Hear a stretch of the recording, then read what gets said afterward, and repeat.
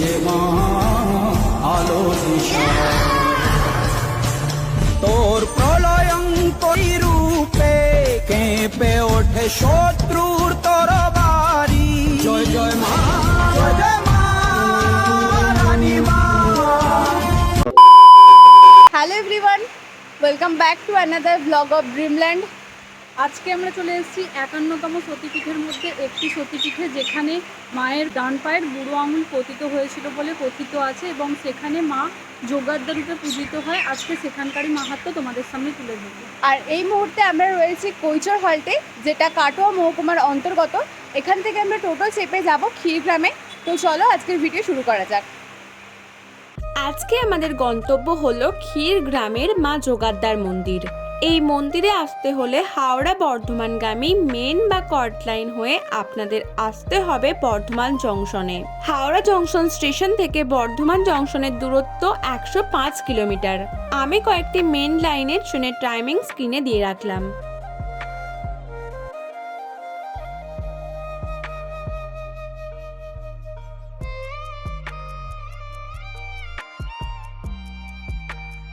Finally guys, এখন আমরা চলে এসেছি বর্ধমান জংশনে, আর এখান থেকে যাচ্ছি আমরা আবারও টিকিট কাউন্টারে। বর্ধমান স্টেশনে নেমে বর্ধমান কাটোয়াগামী ট্রেনে চেপে আপনাদের নামতে হবে কৈচর হল স্টেশনে। বর্ধমান থেকে কৈচর হল স্টেশনের দূরত্ব 35 কিলোমিটার। এর মধ্যে পড়ে 11টি স্টেশন। আপনারা চাইলে কাটোয়া স্টেশন থেকে একইভাবে কাটোয়া বর্ধমানগামী ট্রেনে চেপেও এই কৈচর হল স্টেশনে আসতে পারেন। এই রয়েছে কৈচর হল্ট, আর এখান থেকে নিচে নেমে গেলেই তোমরা অজস্র টোটো পেয়ে যাবে। এই সামনে রয়েছে অজস্র টোটো। কাকু ক্ষীরগ্রাম যাবে? ক্ষীরগ্রাম দুজন। ক্ষীরগ্রাম কত করে? ঠিক আছে দিদি, চলে আয়।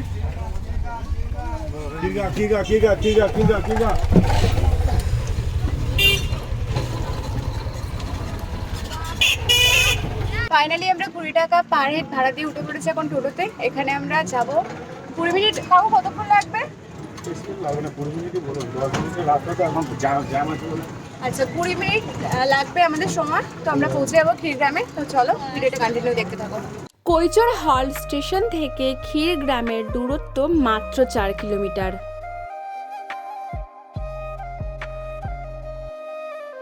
ফাইনালি আমরা নেমে পড়েছি টোটো থেকেই। এবার আমরা এখান থেকে হেঁটে যাচ্ছি মায়ের মন্দিরে। তো চলো ভিডিওটা কন্টিনিউ দেখতে থাকো।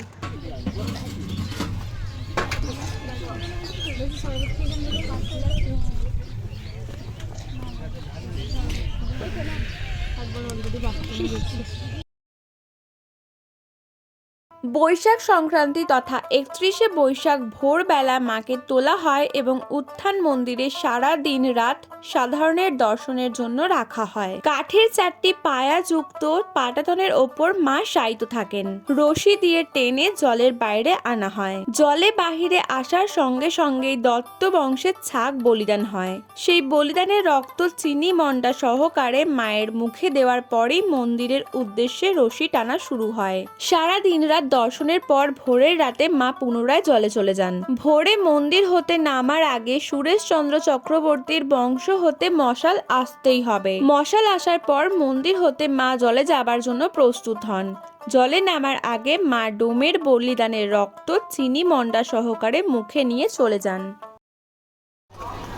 সামনে মন্দিরে যাওয়ার পথে অজস্র দোকান বসেছে, দেখো আইসক্রিম, বিভিন্ন খেলনা, প্লাস এখানে মাকে পুজো দেওয়ার সমস্ত পেয়ে যাবে।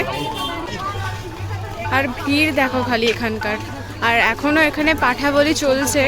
কথিত আছে ক্ষীরগ্রামের দেবী 51 পীঠের এক পীঠ। পূর্ব বর্ধমানের মঙ্গলকোটের ক্ষীরগ্রামে জাগ্রত দেবী যোগাদ্দা। রামায়ণে উল্লেখিত আছে মহিরাবণের আরাধ্য দেবী ভদ্রকালী হিসেবেই এখানে দেবীকে পুজো করা হয়। দেবী এখানে রত্নবেদিতে কালী মন্ত্রে পূজিত হন। কথিত আছে মহিরাবণকে কৌশলে বধ করে হনুমান যখন ফিরে আসছিলেন, সেই সময় মহিরাবণের আরাধ্য দেবী ভদ্রকালী রামচন্দ্রের সঙ্গে যাওয়ার ইচ্ছা প্রকাশ করেছিলেন। সেই সময় তিনি হনুমানের কাঁধে চেপে এসেছিলেন মঙ্গলকোটের ক্ষীরগ্রামে। এই প্রসঙ্গে পণ্ডিত রঘুনন্দন গোস্বামী পরম ভাগবতে লিখেছেন, পাতাল হইতে হনু গমন করিল, ক্ষীর গ্রামে আসি তথা দেবীকে স্থাপিল। সেই থেকে নাকি এই সতীপীঠে দেবী ভদ্রকালেই দেবী যোগাদ্দা নামে পূজিত হয়ে আসছেন। শোনা যায় একদা হরিদত্ত নামে এক রাজার সন্নিকট দেবীর আগমনে শুরু হয় এই পুজো। কিন্তু আশ্চর্য ঘটনাটি হলো পূজা হতো নরবলি দিয়ে। রাজা সমস্ত পরিবারের জন্য নিয়ম চালু করেন, বলির নর প্রত্যেক পরিবারের একজন সদস্য প্রতি পুজোয়। নিয়ম অনুসারে একদিন পূজারী ব্রাহ্মণের পালা পড়ে। শোকাগ্রস্ত এক পুত্রী ব্রাহ্মণী ভোর রাত্রিতে গ্রাম পরিত্যাগ করার চেষ্টা করেন, কিন্তু পথিমন্ত্রে দেবী দর্শনে ও আশীর্বাদে তারা গ্রামে প্রত্যাবর্তন করেন এবং নরবলির পরিবর্তে শুরু হয় মহিষ বলি। দেবী হয়ে ওঠেন জগৎ জামিনী মহিষ মর্দিনী। কত বড় মাছ দেখেছিস?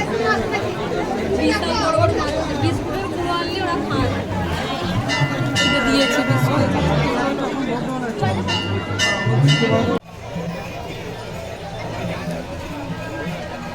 ওই জন্যই তো বললাম।